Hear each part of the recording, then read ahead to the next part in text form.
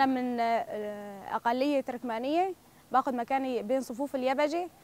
بنادي كل العشائر والأقليات السريان تركمان بكل مكان ووين ما كانوا، بنادي عليهم إنه بقول إنه مشان العدو ما يخلوا العدو يخدعهم، والفتنة والفساد العدو اللي عم يساويها بين العشائر وبين رفقاتنا القسدة. نحن خلي كل الأهالي تعرف وكل الأمم تعرف إنه نحن بفضل القسد اليوم وصلنا لهذا المكان، ومثل ما هني واقفين بجبنا نحن واقفين كإيد واحدة ضد العدو وضد التنظيمات الإرهابية، مشان نرد على الأهالي ومشان سلامة الأهالي. خلي الأهالي تعرف هذا الشيء وما يخلوا العدو يخدعهم أو يحطوا الفتنة بين العشائر وبين الرفاق أو صفوف رفقاتنا القسدة.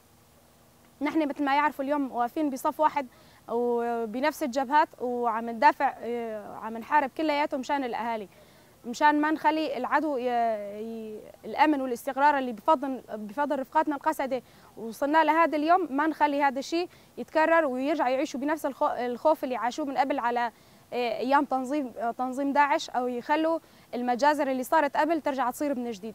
بنادي على كل الأمم كمان، تركمان، سريان، أرمن، وكل العشائر العربية والغير العربية كمان، بنادي عليهم كلياتهم بنقول إنه خلينا إيد واحدة، نوقف بوش العدو، نوقف بصف واحد، وما نخلي العدو ينتصر علينا أو يخدعنا أو يمشي لعبته الكبيرة علينا.